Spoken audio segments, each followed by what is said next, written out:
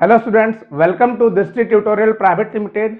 आज के हम लोग इस वीडियो में बहुत ही इंपॉर्टेंट क्वेश्चन करेंगे जो कि आपका ज्योमेट्री का है और वो जो है सारे क्वेश्चन जो है एसएससी सीएचएसएल 2020 में पूछे गए हैं। ये सारे क्वेश्चन जो है आने वाले एसएससी के एग्जाम के लिए बहुत ही इंपॉर्टेंट होगा। चलिए हम लोग बारी बारी से देखते हैं। फर्स्ट क्वेश्चन में यहाँ पर लिखा हुआ है ABCDE एक नियमित पंचकोण है या फिर पेंटागन है और सारे साइड को इसको आगे बढ़ा के एक स्टार टाइप से आकृति बनाया गया है और यहाँ पर कुछ एंगल का सम बताना है। जैसा कि पहला एंगल है एंगल ABC, तो ABC ये एंगल हो गया आपका, प्लस ट्वाइस ऑफ EGD ये एंगल,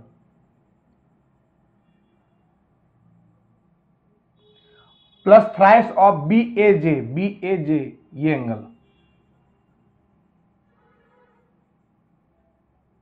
इसका वैल्यू बाय 6 है। इसका वैल्यू क्या होगा? तो चलिए हम लोग समझते हैं। देखिए हम यहाँ पर छोटे छोटे थ्योरी बताते चलेंगे ताकि ये कंसेप्ट आपको पूरा अच्छा से समझ आ जाए। तो सबसे पहला कंसेप्ट जिसे हम लोग देखते हैं, etch interior angle of a regular polygon, कोई भी पॉलीगन का प्रत्येक अंतःकोण क्या होता है। इसके लिए एक बहुत ही इंपॉर्टेंट फॉर्मूला आता है, ये आपको पता होना चाहिए, n-2 इंटू 180/n, और n जो यहाँ पर होगा वो आपका नंबर ऑफ साइड होगा। तो यहाँ पर पेंटागन है जिसमें आपका 5 साइड होगा, जैसे को दिखता होगा 1 2 3 4 5। तो यहाँ पर 5 रखेंगे और प्रत्येक इंटीरियर एंगल को हम निकाल लेंगे। 5 माइनस 2 3 हो गया, इंटू 180/n आपका 5 हो जाएगा। तो यहाँ से सॉल्व कर लेंगे हम लोग, ये 540/5 आ गया, मतलब प्रत्येक एंगल जो होगा वो 108 डिग्री का होगा।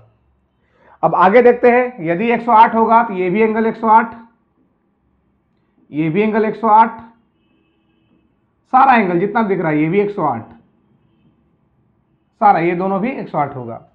अब हम लोग देखते हैं, पहला एंगल तो हमको ABC फाइंड हो गया, जो कि आपका ABC था, कितना आया 108, प्लस दूसरा है ट्वाइस ऑफ EGD मतलब ये एंगल। अब ये एंगल कैसे निकालेंगे? तो जरा आप ध्यान दीजिएगा, ABCG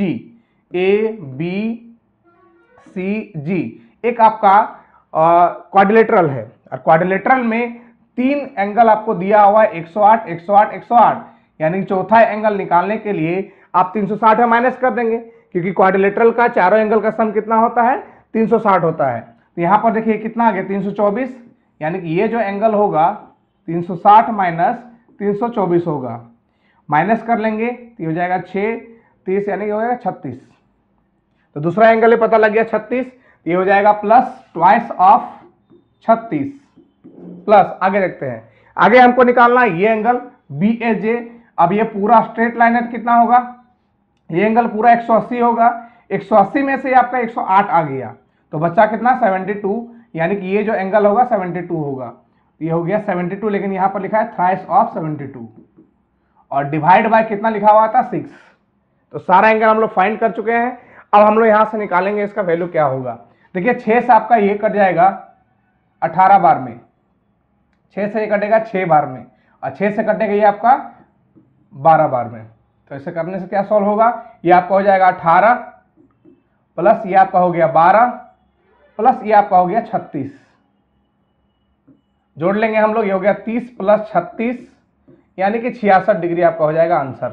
तो बस इसमें आपको छोटा सा एक कंसेप्ट आपको ये पता होना चाहिए था, कोई भी रेगुलर पॉलीगन का प्रत्येक अंतःकोण जो होता है n-2 इंटू 180/n होता है। बाकी बात आप बहुत इजीली फाइंड कर सकते थे। ठीक है, चलिए हम लोग नेक्स्ट क्वेश्चन की ओर बढ़ते हैं। अगला क्वेश्चन लिखा हुआ है, निम्नलिखित आकृति में एंगल ABC ये एंगल दिया हुआ है 95 डिग्री।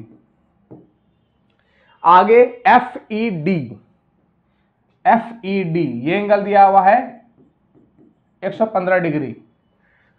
तो APC का माप क्या होगा, APC यानी कि APC इसका वैल्यू क्या होगा।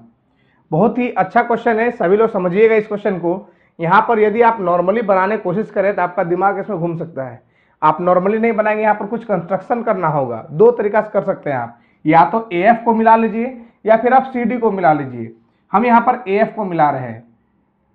यदि हम यहाँ पर AF को मिला देंगे तो यहाँ पर दो साइक्लिक क्वाड्रेटर आपको बनता दिखेगा, एक ABCF, ABCF पहला क्वाड्रेटर हो गया ये, दूसरा है ADEF, दो हो गया। अब जैसा कि पता होना चाहिए आपको, कोई भी सर्कल में यदि चारों वर्टेक्स कोई भी क्वाड्रिलेटरल का सर्कल के सर्कमफेरेंस में होता है तो वो एक साइक्लिक क्वाड्रिलेटरल कहलाता है। और साइक्लिक क्वाड्रिलेटरल का आमने सामने का कोण का सम जो होता है वो 180 होता है। मतलब ये दोनों का सम 180 और ये दोनों का सम 180। तो यहाँ पर इसी कंसेप्ट का यूज करेंगे हम लोग। तो ये देखिए यहाँ पर ABCF में एंगल B आपका 95 दिया हुआ है, यानी सर जस्ट सामने वाला एंगल का सम जो होगा आपका 180 में से इसको माइनस कर देंगे तो ये एंगल निकल जाएगा आपका, यानी कि ये 180 माइनस 95 हो जाएगा, तो ये आपका हो जाएगा 85। अब यहां पर देखिएगा इसी प्रकार से AFED साइक्लिक क्वाड्रिलेटरल में E और A दोनों के एंगल का सम होगा आपका 180, और 180 में से आपका 115 दिया हुआ है उसको हम लोग माइनस कर देंगे, तो हो जाएगा आपका 5 हो गया ये आपका, और 165 हो गया ये। ठीक है, अब यहां पर आपको निकालना है APC। तो एक ट्रायंगल आपको दिख रहा होगा, ट्रायंगल APF। APF में आपका ये जो APC है वो आपका एक्सटीरियर एंगल का काम कर रहा है। बस आप इस ट्रायंगल में फोकस करेंगे जिसमें हम मार्कर चला रहे हैं। देखिए इस ट्रायंगल में ये जो एंगल होगा एक्सटीरियर एंगल का काम कर रहा है, बाह्य कोण का काम कर रहा है। और बाह्य कोण दो अंतः कोण अंदर जो कोण है ये दोनों के सम के बराबर होता है, यानी कि ये जो एंगल होगा आपका ये दोनों का सम के बराबर होगा, यानी कि 10 का 0 और 14 एक 15, यानी कि ये आपका हो गया 150। तो बहुत ही इजीली आप फाइंड कर सकते हैं। बस आपका एक कंस्ट्रक्शन करना था, या तो AF को मिला लीजिए या फिर आप DC को मिला लीजिए, दोनों में से किसी एक तरफ से आप बना सकते हैं। ठीक है, चलिए हम लोग आगे बढ़ते हैं। नेक्स्ट क्वेश्चन में आपका लिखा हुआ है ट्रायंगल XYZ में L और M क्रमशः भुजा XY और XZ के मध्य बिंदु हैं। एक ट्रायंगल यहां पर ड्रॉ करना है। सबसे पहले XYZ, X Y और Z, और L जो है XY का मिड पॉइंट है और M जो है वो XZ का मिड पॉइंट है। अब यहां पर एक थ्योरम आपको पता होना चाहिए जिसका नाम होता है मिड पॉइंट सेगमेंट थ्योरम। अब मिड पॉइंट सेगमेंट थ्योरम में क्या कहता है कि यहां पर यदि कोई ट्रायंगल में इस साइड का मिड पॉइंट ये है, इस साइड का मिड पॉइंट ये है, जब ये दोनों को मिलाएंगे आप तो ये दोनों लाइन पैरेलल होगा, प्लस यदि ये 1 होगा तो ये आपका 2 होगा, इसका ये दुगना होता है। तो यहां पर ये समझ गए होंगे, यदि LM 1 होगा तो XZ आपका 2 होगा। अब यहां पर दिया हुआ है कि R जो है खंड LM पर एक पॉइंट है, यहां पर एक R पॉइंट ले लेते हैं, और ऐसा है कि LR यदि 1 होगा तो RM जो है वो 2 होगा। तो टोटल यहां पर टोटल में से LR का वैल्यू दिया हुआ है, कितना दिया हुआ है 3। यहां पर LR देखिए 1 है, 1 का वैल्यू 3 होगा, तो RM जो कि आपका 2 है, 2 का वैल्यू कितना हो जाएगा 6 हो जाएगा। अब यहां पर ये पूरा लेंथ जो है LM का कितना हो जाएगा, ये पूरा लेंथ हो जाएगा आपका 9। यदि ये पूरा 9 हो जाएगा तो इसका जस्ट ये दुगना होगा, क्योंकि ये मिड पॉइंट सेगमेंट थ्योरम से अभी बताएं यहां पर हम। तो ये पूरा कितना है आपका 9, तो पूछा गया है XZ कितना, सॉरी YZ कितना होगा, तो 9 दूनी कितना हो गया आपका 18, यानी कि ये साइड आपका 18 होगा। ठीक है, चलिए नेक्स्ट क्वेश्चन को देखते हैं। यहां पर लिखा हुआ है कि M त्रिभुज ABC का परिकेंद्र है। अब परिकेंद्र कैसे बनता है इसका जानकारी आपको होना चाहिए। कोई भी ट्रायंगल में परिकेंद्र मतलब सर्कमसेंटर, कोई भी ट्रायंगल में 3 साइड परपेंडिकुलर बाइसेक्टर होता है। मतलब साइड परपेंडिकुलर बाइसेक्टर होता क्या है, तो वैसा लाइन जो साइड पर परपेंडिकुलर भी हो और इसको आप बाइसेक्ट भी करता हो, इस लाइन का नाम होता है साइड परपेंडिकुलर बाइसेक्टर। तो 3 साइड है तो 3 इस तरह होगा, तो 3 यहाँ पर हम लोग ड्रॉ करते हैं, तो परपेंडिकुलर ड्रॉ कर दिए और इसको आधा आधा बांटेगा। लेकिन ये जरूरी नहीं है कि ट्रायंगल के ये वर्टेक्स से पास करेगा, ये कहीं इधर उधर भी हो सकता है। अब यहाँ पर इसी प्रकार से इधर से भी ड्रॉ करेंगे और इधर से भी ड्रॉ करेंगे। ये तीनों जहाँ मिलेगा इसका नाम होता है सरकम सेंटर या फिर परिकेंद्र। और ये जो सरकम सेंटर है, ये इससे जब इस वर्टेक्स को मिलाएंगे तो ये वर्टेक्स आपका बराबर होता है, ये भी बराबर होता है और ये भी बराबर होता है। और ये है क्या, तो ये जो आपका है वो सरकम रेडियस है, इसका नाम होता है सरकम रेडियस, क्योंकि इसको सेंटर मान के एक इसके चारों ओर सर्कल ड्रॉ किया जाता है जिसका नाम सरकम सर्कल होता है और ये सरकम सर्कल का रेडियस होता है। चलिए अब क्वेश्चन में आते हैं हम लोग। यहाँ पर M त्रिभुज ABC का परिकेंद्र है, ठीक है। ABC एक ट्रायंगल है जिसका M जो है सरकम सेंटर है, और मान लिया जाए कि BC 24 सेंटीमीटर है, ठीक है, ये 24 दिया हुआ है, और ML BC पर लंब है। अब यहां पर ML BC पर लंब होगा, इसका मतलब समझ जाना है कि आपका ये परपेंडिकुलर बाइसेक्टर ही होगा, मतलब ये दोनों क्या होगा, आधा आधा बांटेगा। मतलब ये लेंथ 12 होगा तो ये भी आपका 12 होगा।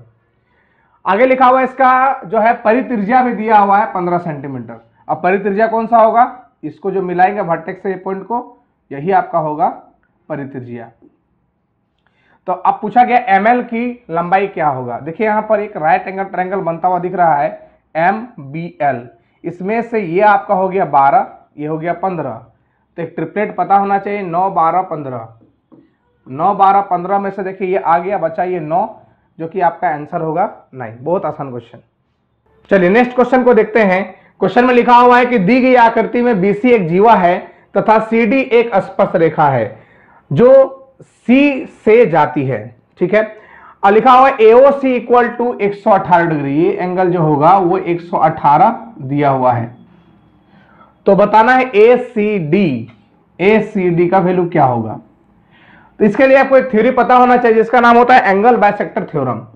जैसे कोई भी सर्कल में एक आप टेंजेंट ड्रॉ करेंगे और इस टेंजेंट पॉइंट से एक यहां पर हम कॉर्ड ड्रॉ किए हैं, जीवा ड्रॉ किए हैं। अब ये कॉर्ड और टेंजेंट द्वारा जो एंगल बनेगा, मान लेते हैं थीटा बनेगा। अब ये एंगल जो है सेम बनेगा जब ये जीवा यानी कि ये कॉर्ड बनाएगा सरकमफेरेंस पे, मतलब ये एंगल थीटा होगा। ये कहीं भी बन सकता है, इधर ऊपर तरफ ये भी थीटा होगा, यहां भी बनाएंगे तो भी ये थीटा होगा, यहां भी बनाएंगे तो भी ये आपका थीटा होगा। तो ये आप इसी का नाम होता है एंगल बाइसेक्टर थ्योरम। ये इधर से भी हो सकता है, इधर से भी हो सकता है।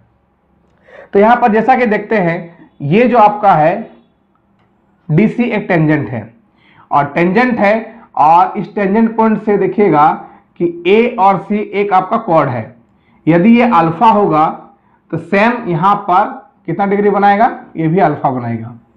और आपको पता होना चाहिए यदि सर्कल के सेंटर पर जितना भी एंगल बनेगा उसका आधा बनेगा वही सेम आर्क से, उसका आधा बनेगा सर्कमफेरेंस पे। तो यहां पर अल्फा का वैल्यू जो होगा वो 118/2 होगा, यानी इसका आंसर जो होगा 59 डिग्री होगा। सिंपल एकदम कहानी था, बहुत इजी था ये, ठीक है। चलिए आगे बढ़ते हैं। देखिए अगला क्वेश्चन जो है इसमें दो थ्योरी आता है, दोनों थ्योरी को समझिएगा। दोनों से क्वेश्चन बहुत ज्यादा रिपीट होता है, बहुत ज्यादा। पहला थ्योरी है कि जब दो कॉर्ड एक दूसरे को इंटरनली इंटरसेक्ट करे, जैसे A B C और D दो कॉर्ड है, दोनों एक दूसरे को इंटरनली P पर इंटरसेक्ट करे। इस केस में जो AP इंटू PB होता है वही CP इंटू PD होता है।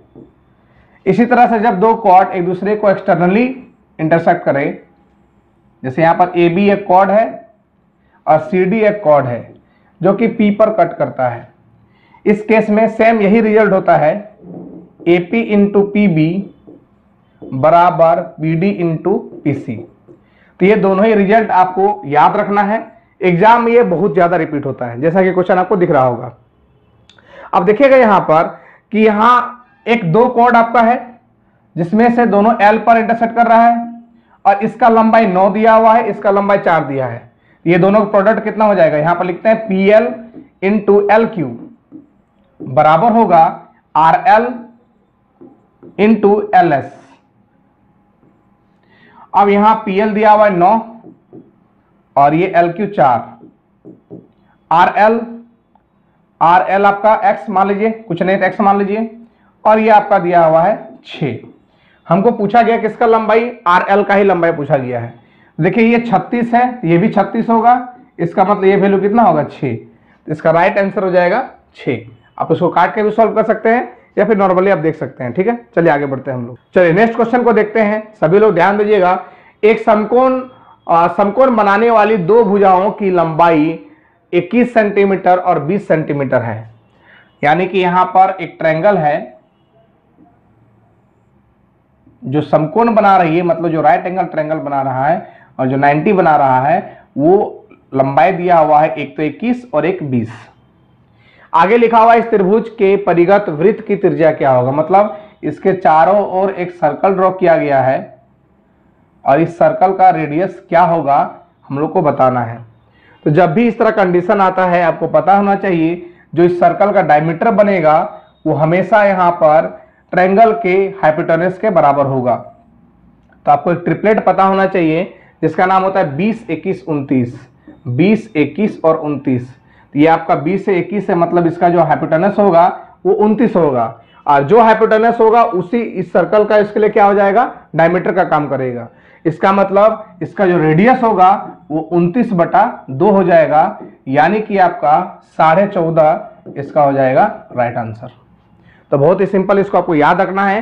कोई भी राइट एंगल ट्रायंगल के चारों ओर सर्कल ड्रॉ करेंगे तो इसका जो डायमीटर होगा इस सर्कल का इस राइट एंगल ट्रायंगल के हाइपोटेनस यानी कि कर्ण के बराबर होगा।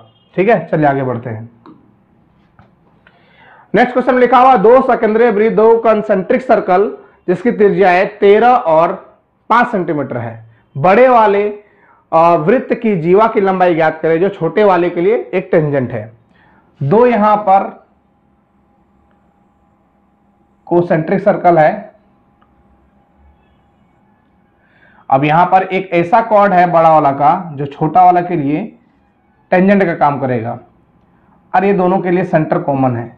अच्छा, ये कितना हो जाएगा, ये आपका छोटा वाला सर्कल का रेडियस हो जाएगा 5 और ये बड़ा वाला सर्कल का रेडियस हो जाएगा 13।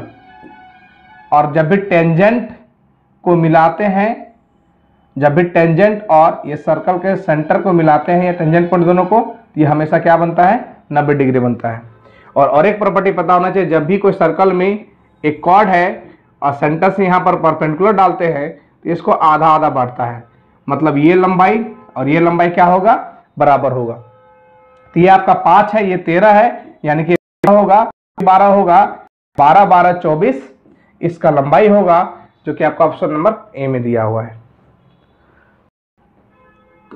चलिए, तो आज का वीडियो इतना ही रहेगा। ये इसका पार्ट 1 है, हम लोग इसका पार्ट 2 पार्ट 3 भी लाएंगे, और जितने भी CHSL में क्वेश्चन पूछे गए ज्योमेट्री में सारे क्वेश्चन को हम डिस्कस कराएंगे। ठीक है, चलिए आज का वीडियो इतना ही रहेगा। बहुत बहुत धन्यवाद।